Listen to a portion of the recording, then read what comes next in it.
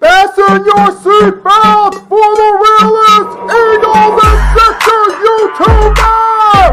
One who plays no clickbait and gets to the point! The myth, the legend, Nicky Steves! Come to my channel, you know the deal. Yo, boy, always keeps things real. I'm simply statue, think, and slate, dropping unrealistic mag, 2K takes for the clip. Even though cats like that get views closer to the milli, never hear me preach, look on to Philly. Before you watch the Eagles all the way through the early 22, authentic talk, forget what others do. Come to my channel, you know the deal. Yo, boy, always keeps things real. The 24/7, 365 way. Sports content for the reals to fill the day.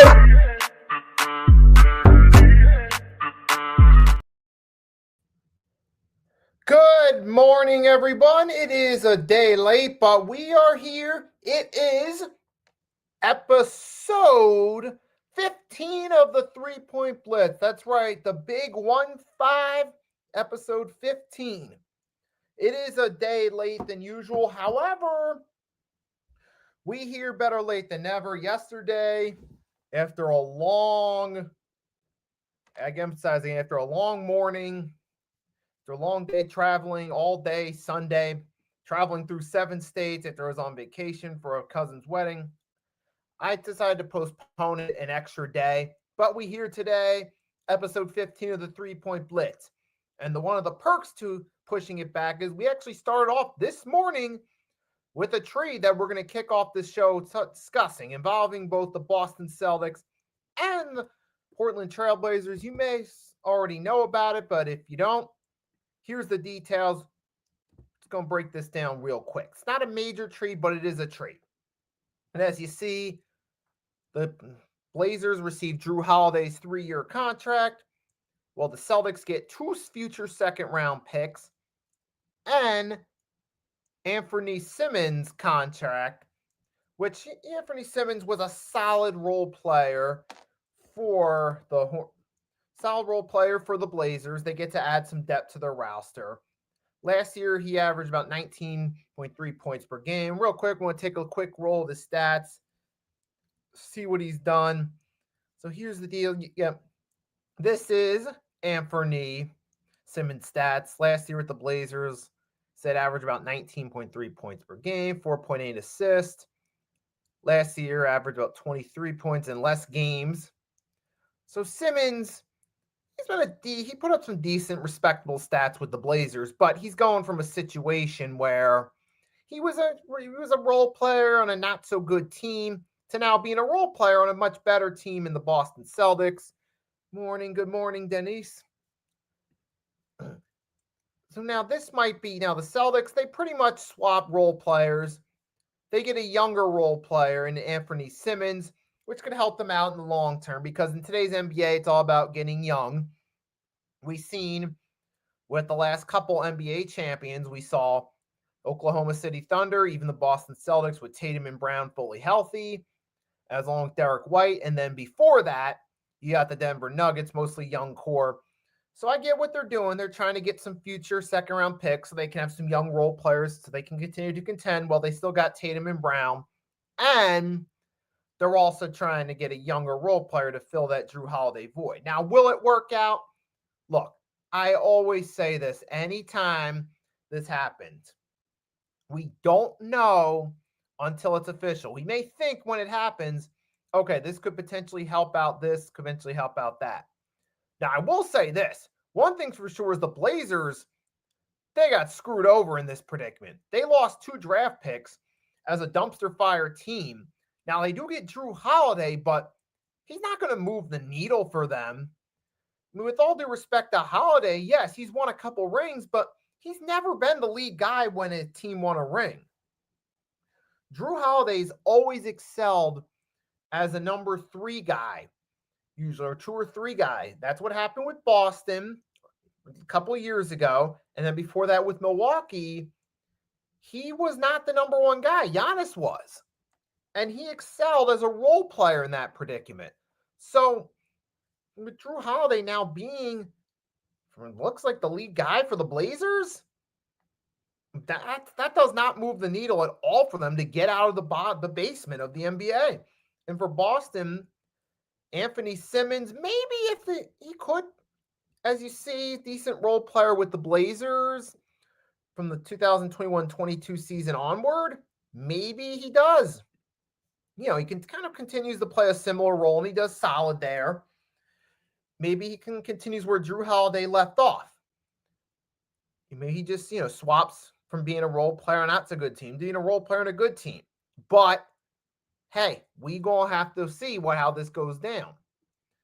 I mean, Boston, they got some future picks, so there's more potential for them to win from this trade. The Blazers definitely get fleeced in this scenario because what do they got for the future out of this trade? Drew Holiday for 3 years, if even that, if they don't trade him before then? I mean, I'm really trying to figure out how this helps them in the long term. Don't get me wrong, Drew Holiday's a good player, but is he really going to move the needle? Like I said, he's always been better suited as a role player. Even with the Sixers, with him and Iggy, they were good they were good enough to make the playoffs, but they never really went anywhere. So I don't see how this moves the needle one bit. I don't. So I'm asking myself, where does this help? I don't see it. So now for the Celtics, maybe like I said, they could be better off in the future, but time will tell. We're just going to wait and see. I'm not going to ramble on too long. Now moving on to the big story. There's actually more to talk about. Hello, David. Morning, good morning. Now we talk about the big trade. The Houston Rockets acquire Kevin Durant on Sunday, late morning, early afternoon, before the Game 7 of the Finals. They acquire KD in a trade involving Dylan Brooks, Jalen Green, and a few picks going to the Phoenix Suns. Beach is awesome, man. It's hot, but it's awesome as well. So, yeah, if you have the opportunity to get down to the beach, man, get down there. Try to get close to the water because that's where it's actually cool. If you're stuck in the sun during this heat, man, it is steaming. Even with sunscreen, you don't want to sit in the blazing sun for too long. You want to get a little bit closer to the water. And that's my advice on going to the beach, David. If you have the opportunity to do so, enjoy it, especially down the water. Nick, what's up? Right, we're kicking it. Thanks for stopping by. I said we got the chat rolling right now. We got Steve. Yep, that's right. We were just talking about that with David as well. Yes. This whole past week, did a few YouTube shorts by the pool, if you remember, when I was on vacation.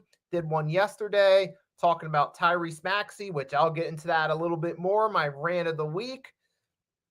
And we also got the discussion with the Houston Rockets getting Kevin Durant. That's a big move. Obviously, the Rockets, we know, are in win now mode. Now, we know Rockets are going win now mode. Suns are looking for some long-term depth. They're hoping Dylan Brooks and Jalen Green can fill some of the voids on that roster. And they do get a few extra picks. So obviously the Suns are looking for the future for this trade. So we won't know how they benefit from this in the short term. Now for the Rockets, they're in win now mode. So we'll know quickly. Well, we'll know by this time next year whether or not this trade really helped out.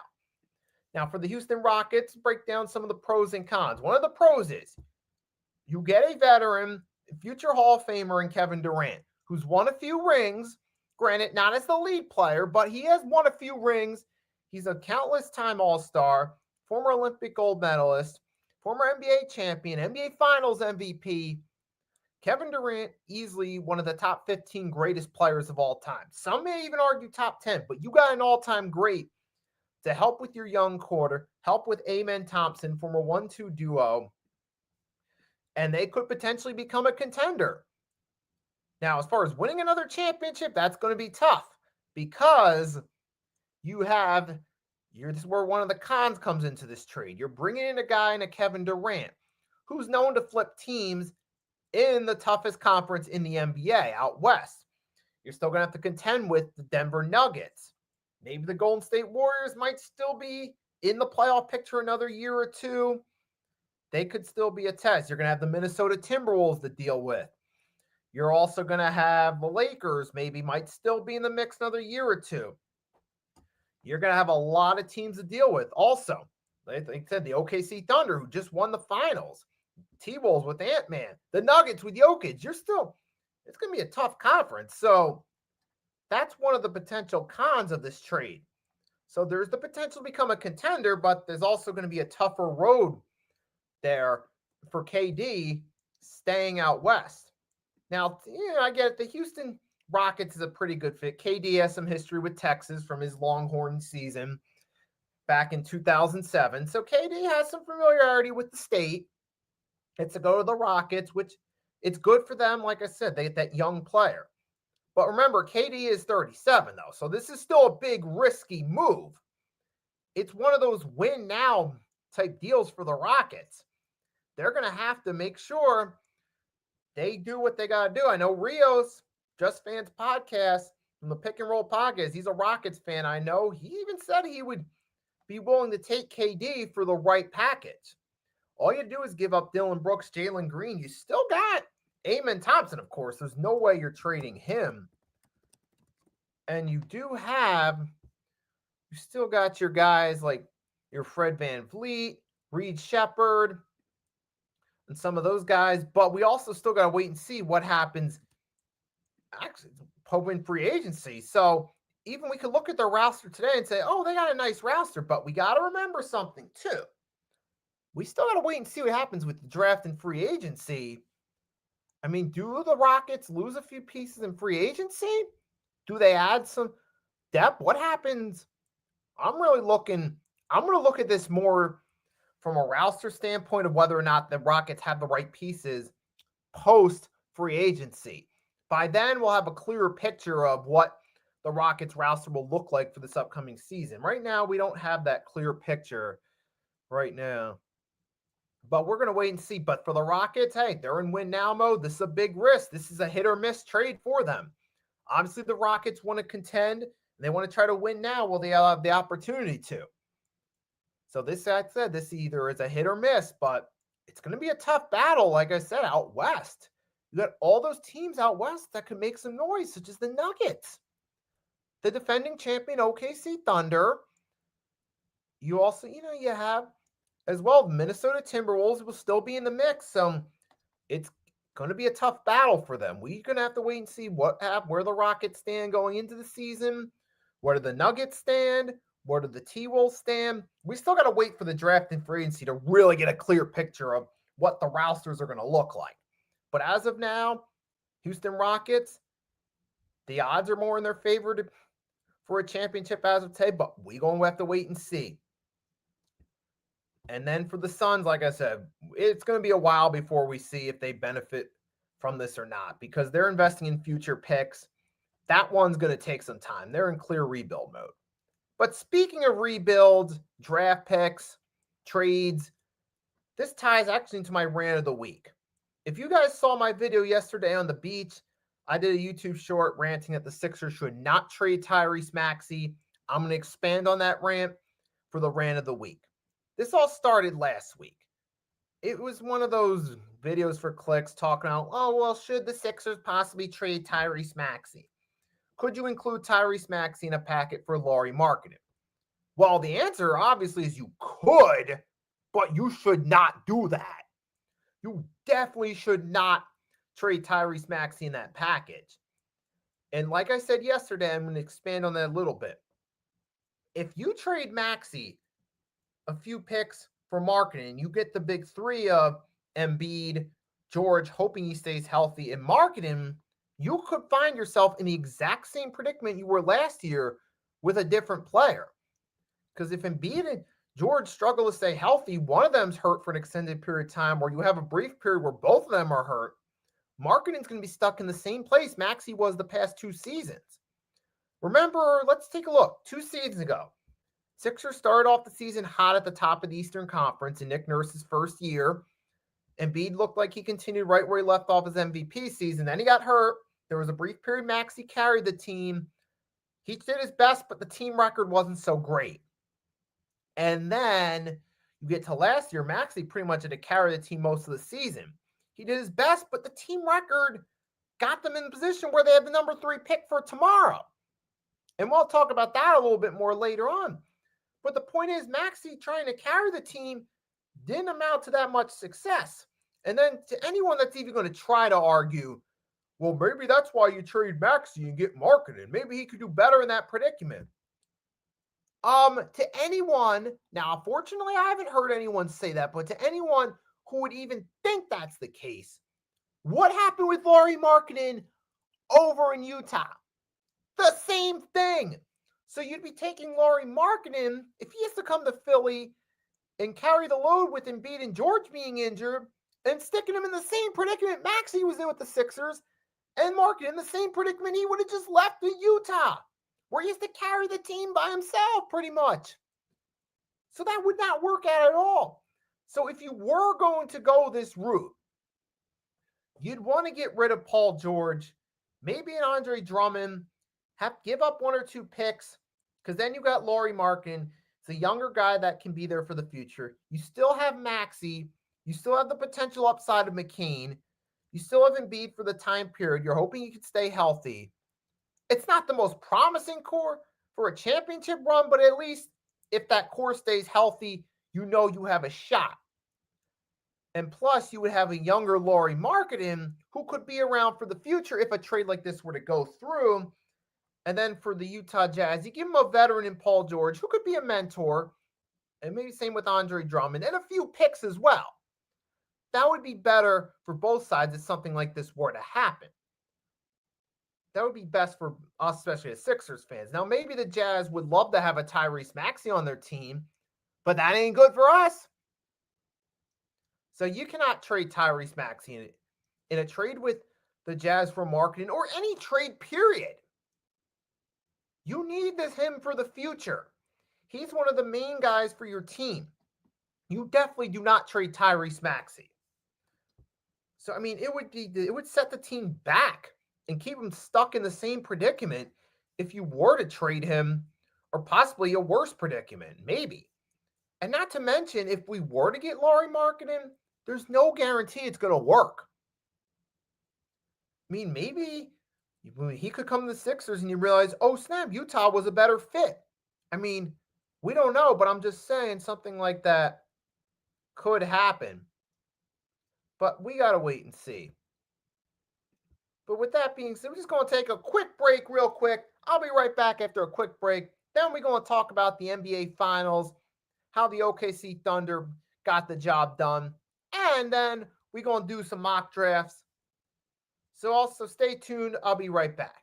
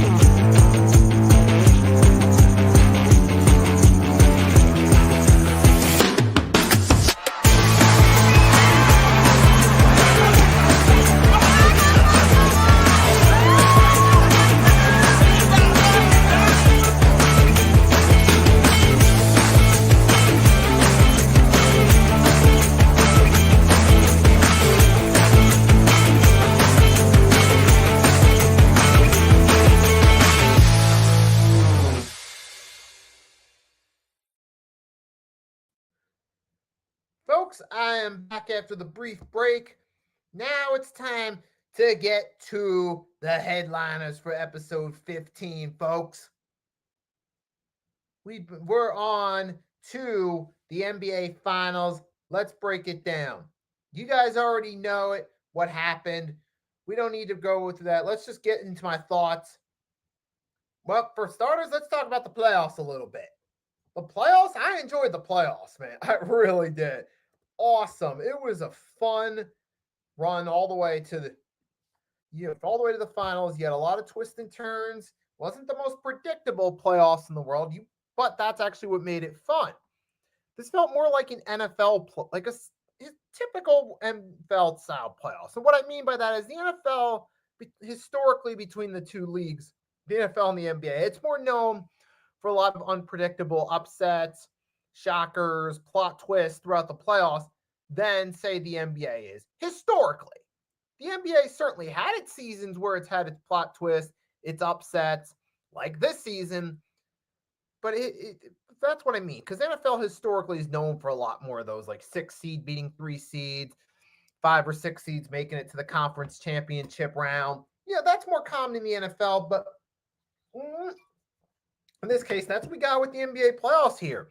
Opening round, we had the Minnesota Timberwolves bounce the Los Angeles Lakers, who were looking like contenders the second half of the season, post acquiring Luka Doncic. But obviously that didn't happen. They got bounced by the Minnesota Timberwolves. The T-Wolves got the upset win in the opening round. Then they went on the second round, beat the Golden State Warriors, which I saw that coming. However, the opening round was a surprise. And then in the Eastern Conference, the second round, the favorites, Boston Celtics, dropped to the New York Knicks. And the Indiana Pacers upset the Cleveland Cavaliers. Now, all of a sudden, you win a Knicks-Pacers conference finals. So those are some of the plot twists, just to name a few, that we saw on this road to the finals. The point being is, overall, I enjoyed this run. The OKC Thunder were the expected favorites, and they got there. But the Indiana Pacers were the lovable underdog that kept finding ways to win. Even though they fell short in the finals, they took the finals all the way to Game 7. Now, unfortunately, there's going to be the asterisk of, well, Tyrese Halliburton got injured, his Achilles injury. And there's also going to be the asterisk of Jason Tatum got injured in the second round with an Achilles injury, and Dame Lillard in the opening round. And that raised the question of, who will bounce back quickest, which I put that as a poll question in my community tab. But keeping on subject, though, we had a long road to the finals. And the finals itself, hey, the OKC Thunder did what they had been building to do for a long time. They rebuilt. They went full-blown rebuild with the Russell Westbrook trade back in the summer of 2019, and it paid off with a young core led by Shai Gilgeous-Alexander, and now a finals win. So congrats to the OKC Thunder. I know if Arku stops by at any point, he's happy about this. So congrats to your team, Arku, for showing the rest of the league how to properly rebuild. And you had Shai Gilgeous-Alexander, the double MVP, regular season and finals MVP. But then you also had a great core supporting cast around him. Jalen Williams, Chet Holmgren were surrounding him. Then you also had other guys, Isaiah Hartenstein, Alex Caruso, who they got from the Bulls, who found his fit with the Thunder. And I'm happy for him. Then you also got your guys like your Isaiah Joes off the bench. Aaron Wiggins, you had yourself solid core. I mean, you got role players who can at least get you some points, like Wiggins and Joe. They're not going to score the most points. They're not going to get you 20 points a game average. But they can still get you some points that can make a factor in a close game. We saw that throughout the season. Now, you see the OKC Thunder, a perfect example of what happens when you build a good supporting cast around a superstar. And it paid off with a finals win. And now SGA submits his case for possibly being the future face of the league. Because, like we said, the NBA has this problem for the future of we don't know who the real face of the league is going to be going forward. Now, that has its pros and its cons, though. One of the pros is that means you have a lot of young talent stepping up. But the con is the NBA, from a business standpoint, doesn't have that marketable person just yet. Now, maybe with SGA having a ring, it leans more toward him being the face of the league. Or maybe you have multiple faces, kind of like the Larry Bird Magic Johnson era. That's a possibility right there. So now that raises the question now, is SGA the future face of the league? Or could we find ourselves in a predicament where we have multiple faces, multiple guys sharing that role for face of the league like we had during the Magic Bird era? Could we possibly be seeing the SGA Ant era possibly?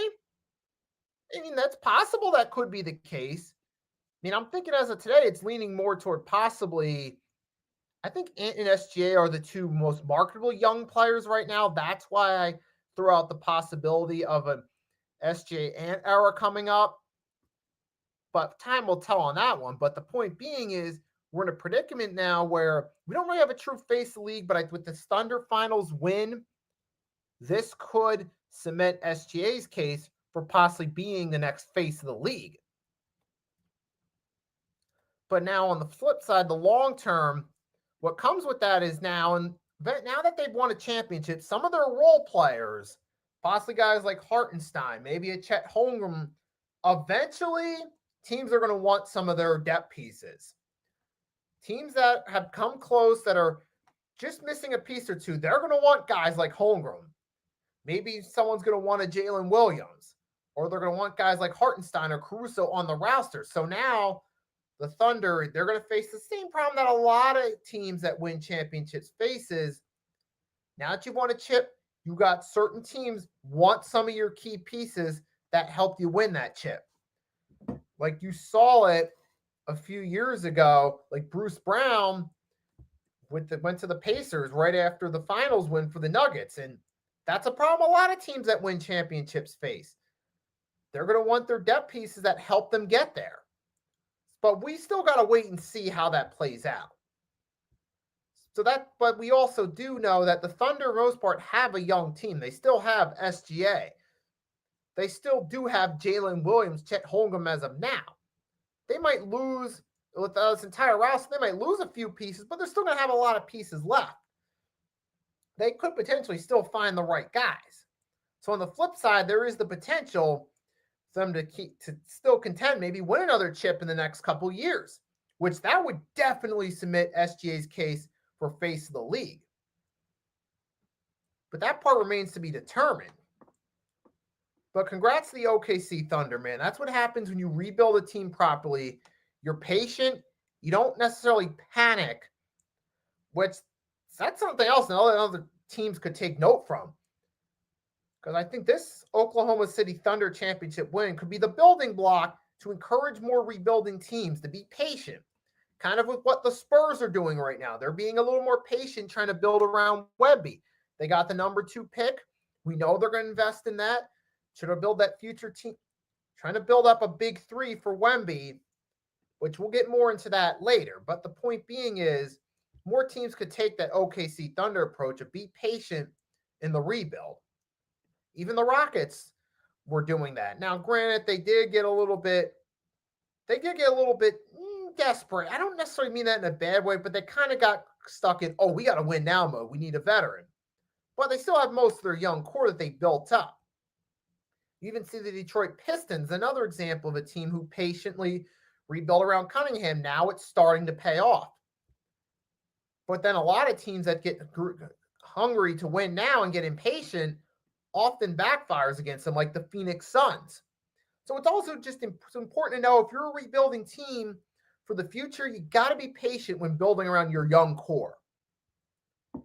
Like you saw the Phoenix Suns, they got a little desperate. They traded to get KD, and then eventually Bradley Beal. That didn't work out. And then you see, well, there's one example, but you see like the Thunder on the other hand, they patiently waited, and the rebuilds paid off. Same with the Denver Nuggets. So I think now you're starting to see the expansion on the idea of teams being patient with the rebuild around young stars. You're going to start to see more of that going forward. You're going to start to see less teams trying to desperately trade for a veteran, which is still going to happen, but not as frequently. You're going to have more teams decide we're going to patiently build around our young player. We're going to use our draft picks to build up a young core that can be here for the future. I think the Thunder, and even 2 years ago with the Nuggets, have laid the groundwork for it to happen. But yeah, again, congrats to the OKC Thunder. Congrats to SGA on winning a championship. Possibilities are endless from there. And even congrats to the Indiana Pacers for exceeding expectations and making a run to the finals. It's a shame what happened to Tyrese Halliburton. But to Halliburton, he did have some inspiring words to say on his Twitter/X. I wanted to share it with you guys real quick. So this was from Tyrese Halliburton himself. Man, I don't know how to explain it other than shock. Words cannot express the pain of this letdown. The frustration is unfathomable. I've worked my whole life to get to this moment, and this is how it ends? Makes no sense. Now that I've gotten surgery, I wish I could count the number of times people will tell me I'm going to come back stronger. What a cliche, LOL. This sucks. My foot feels like dead weight, fam. But what's hurting me most, I think, is my mind. I feel like I'm rambling, but I know this is something I'll look back on when I'm through this. As something I'm proud I fought through. It feels good to let this out without y'all seeing the kid ugly cry. At 25, I've already learned that God never gives us more than we can handle. I know I'll come out of this on the other side of this a better man and a better player. And honestly, right now, torn Achilles and all, I don't regret it. I do it again and again after that to fight for this city and my brothers, for the chance to do something special. Indy, I'm sorry. If any fan base doesn't deserve this, it's y'all. But together, we are going to fight like hell to get back to this very spot and get over this hurdle. I don't doubt for a second that y'all have my back, and I hope you guys know that I have yours. I think Kobe said it best when in the same situation. Quote, there are far greater issues/challenges in the world than a torn Achilles. Stop feeling sorry for yourself, find the silver lining, and get to work with the same belief, same drive, and same conviction as ever. Unquote. That's exactly right. I will do everything in my power to get back, right back. My journey to get to where I am today wasn't hapstance. I've pushed myself every day to be great and will continue to do that. The most important part of this all is I am grateful. I'm grateful for every single experience that led me here. I'm grateful for all the love from the hoop world. I don't have to go through this. I get to go through this. I'm grateful for the road that lies ahead. Watch how I come back from this. So, give me some time. I'll dust myself off and get right back to being the best version of Tyrese Halliburton. Then he puts the Proverbs 3:5-6, quote, trust in the Lord with all your heart and lean not on your own understanding. In all your ways acknowledge him, and he will make your path straight, unquote. And there's the picture of Tyrese Halliburton. That picture sadly laid up in the hospital, but I respect Halliburton's attitude, man. He's taking that Kobe mentality of, hey, look, in the grand scheme of things, there's worse things in the world. Don't feel sorry for yourself. Push through it. And that's exactly what Tyrese Halliburton's going to do. Great heartfelt message from Halliburton. Worth acknowledging, and also worth acknowledging the Indiana Pacers run. So we'll leave it at that, man. It was a fun, like I said, fun playoffs, awesome finals. I enjoyed it. And hopefully next year's playoffs will be just as exciting, or if they can't top it, at least close to. With that being said, now we're going to switch gears now and get to the main event of the show, if you will.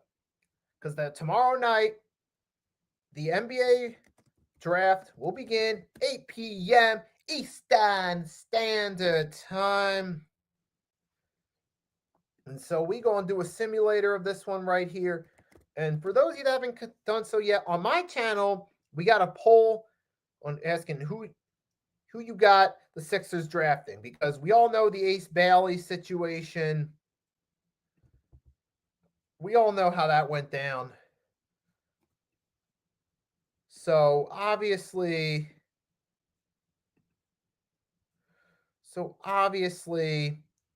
Hey, well, we gonna see what happens, but how about we just do a first? So why don't we do a couple of these? Let's do a few run throughs.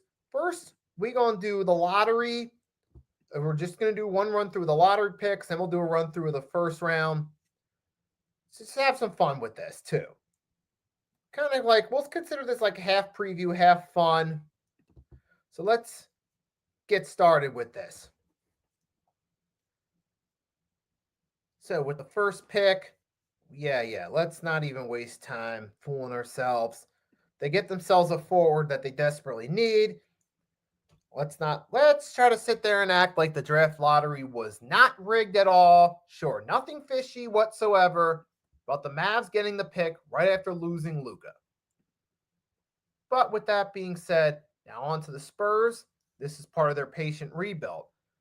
Now for the Sixers, it looked like Ace Bailey was going to be the guy, but we clearly see that Ace Bailey clearly is not really interested in Philly. He's skipped Philly, Washington, and Charlotte's workouts. So he's leaning more toward he has a more preferred destination. So I hope the Sixers don't make the same mistake they made with Charles Barkley of, oh, they're going to go pick someone. They're going to pick him anyway. Because that's what happened with Barkley. Barkley showed he wasn't interested in being a Sixer yet. What did they do? They still went and picked him. And now let's see. You got the Charlotte guard. We got the Charlotte guards here. Let's see. Damn. Yeah, so we got the Charlotte guards. I would pick Ace Bailey, but realistically, I don't see it. I could see the Hornets reaching and maybe going for the Blue Devil center, just because for position need. And then you got the Utah Jazz. Is this maybe Ace Bailey's landing spot? This could be. Maybe this is his landing spot. I don't know. Let's do it. Ace Bailey to the Utah Jazz. And then you got the Wizards. The Wizards, well, they just need anything at this point. They don't really. We got Alex Sarr. I guess in this scenario, if Trey Johnson falls to them, I could see the Wizards getting a Trey Johnson. And now we're on to the Pelicans. Whoa, boy. I think for the Pelicans at this point, bro. Yep. Yeah, absolutely. You're absolutely right. There ain't no freaking way. I don't buy that. I think Pelicans, go get yourself Con Knipple. Give yourself somebody. And then you get the Brooklyn Nets. Oh, they need. Here's an alternate guy you could alter between. But the Nets have a lot of guards. Maybe you go Derek Queen, fill a position of void, get him from Maryland. And now you got, next up is the Toronto Raptors. Here's what we could do. Maybe we'll switch it up each time. We'll go. We get Casper this first one now. Who's next? Now you got the Suns. Suns just need anybody at this point. Well, obviously we know that's no longer the case. Phoenix Suns, you just need some. But maybe you do go get Jeremiah Fears, maybe, because Bradley Beal isn't going to be the long-term guy.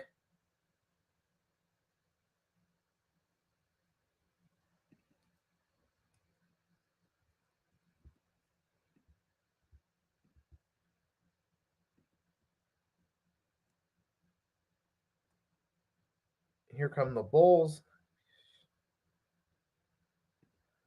And then I'll say they get Carter Bryant.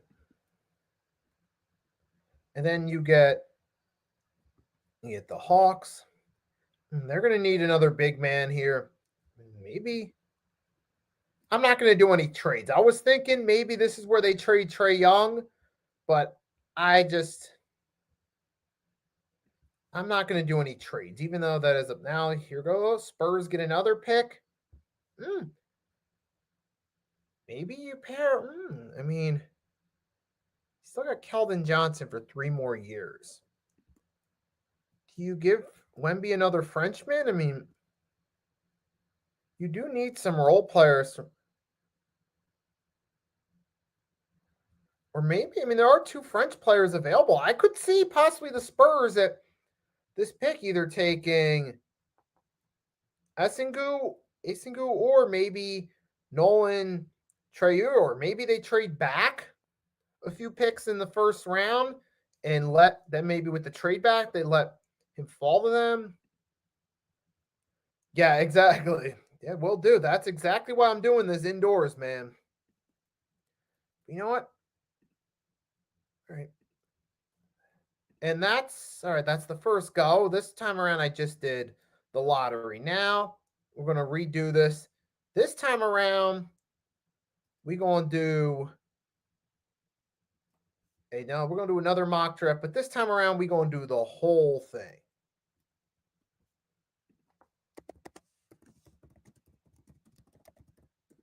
And we're going to do the whole first round this time around. So we're going to do one more. So we're going to do one more go at the first round. Here we go. Right, so here we go. That's it. Right, hold on a second. Let's see. How do I get this?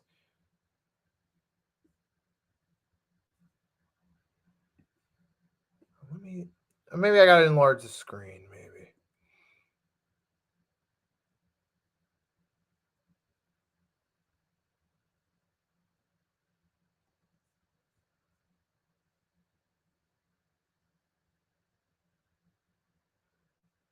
Where's that again? Hold on. What the? Oh, here we go. Okay, give me 1 sec. All right, let's do this, folks. Now we go. All right, let's do the full first round. Let's try the ES. Oh, fuck it. We're just messing around at this point. But here we go. This time we're going to do it again. All right, Cooper Flag, Dylan Harper, easy. This time around, I'm going to switch it up for the Sixers. I'm going to go Trey Johnson. Let's just go Trey Johnson, see what happens. Now you got, see what the Hornets. See the Hornets. I could see that possibly picking a center. And now here you go with the Utah Jazz. Say they go VJ Edgecombe. Let's switch it up. Then Con, and then the Pelicans, maybe Ace Bailey. Let's try Ace Bailey to the Pelicans just to switch it up this time around. See where, and let's go on the Nets. The Nets go for the Frenchman this time. I'm trying to switch it up a little bit. Have a little fun with this. The Raptors. The Raptors could go. See the Raptors at this point going best player on the board. At this point, Jeremiah Fears is the top scouted. Could see them getting him. Now you got the Suns. Maybe they go for a Carter Bryant. Try to hope he can fill the void. And being that he's from Arizona, can pick that Arizona. That could be a decent fit. Could be, but. And the Trailblazers, let's see, the Blazers, I could see. And now you got the Bulls. Well, the Bulls need anything.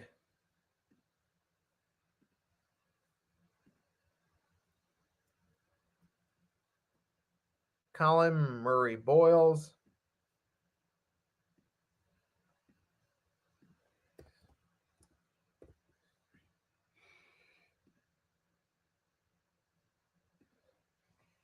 So then we go and see what's up. Let's see what's next. So now you got the Spurs. Maybe. Hold on a second. The Spurs, you got Wemby. You got Harrison Barnes on 2 more years.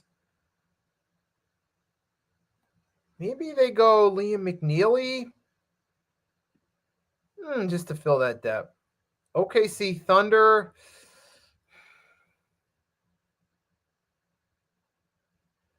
I mean, I don't know. I'm just drafting him just to the sake of it.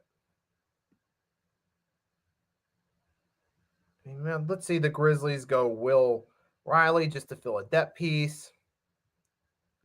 T-Wolves.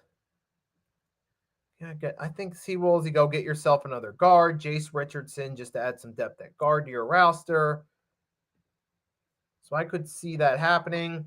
Then, let's see. Who you got next? Wizards.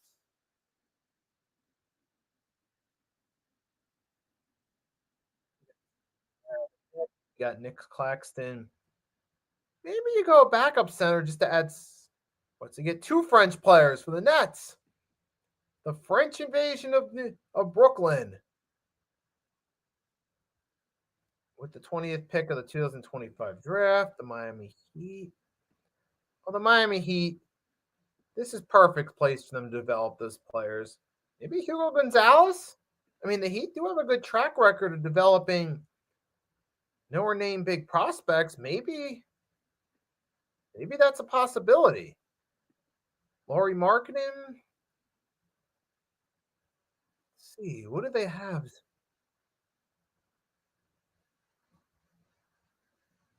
I mean, maybe you do need another. Maybe you get another center. Guy from Georgetown. Oh, Nolan Traore. Maybe get some depth at guard in case one day you decide to pull the trigger and move Trae Young. Maybe you get that guy. You already got Ace Bailey. Maybe go a center or forward, hoping that you can replace Zion with someone more disciplined. Maybe not the same level of talent, but you're hoping just for somebody. And I don't know. I'm just going to trade this pick to somebody. Just looking for a trade.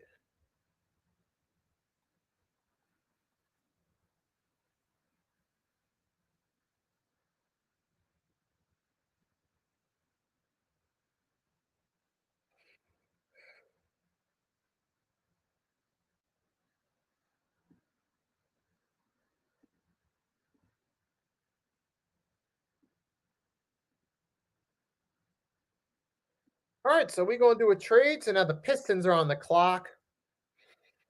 I think maybe you go get a center. Maybe you don't think Isaiah Stewart's the right guy in the long term. Now for the Magic, this is going to be a little bit interesting. Who the fuck?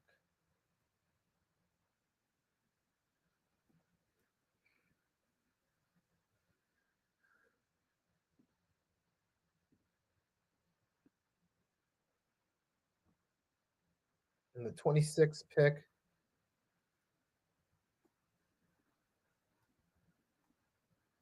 See Ben Seraph.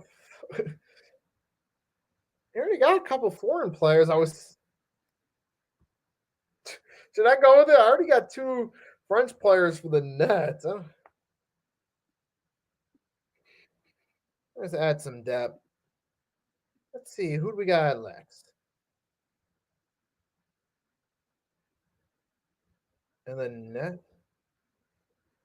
Nets got another pick.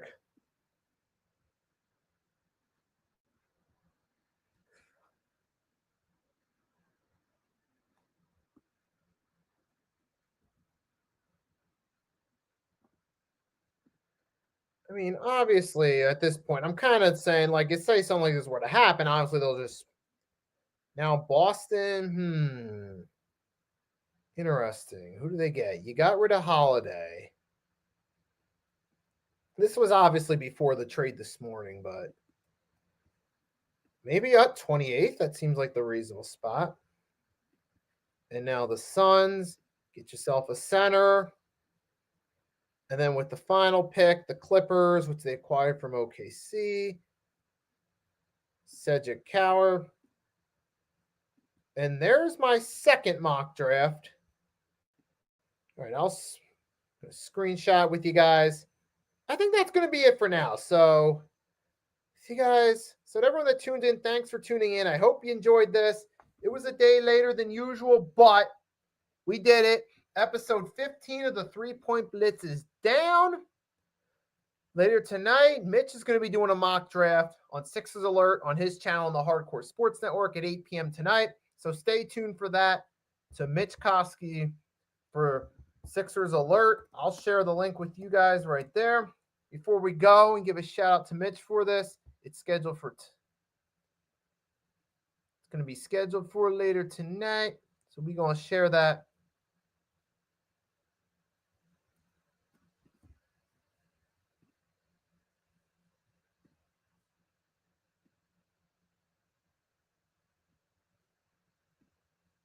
So actually, it'll be 8:30 p.m. Eastern Standard Time tonight. So tune in to Mitch Koski, NBA Mock Draft, Sixers Alert, episode 124. That'll be later tonight. There's the link to it. So again, guys, thanks for tuning in to episode 15 of the 3-Point Blitz. It's a fun episode. Now that we're getting to the summer, it's a little going from warm to hot. We're not really going to be doing as many of these shows outside. I'll be doing these more indoors for now. But it's beside the point. Thanks for tuning in. We got the NBA draft coming up. That'll be on tap for next week to talk about. Then we got free agency all throughout July. That's going to be on the tap for the upcoming episodes of the 3-Point Blitz through the remainder of July. But yeah. So with that being said, y'all, I don't want to ramble on too long. Have a great rest of your day. It's your boy Nicky Steez signing off. Stay well hydrated. Don't overheat, and I'll catch you later.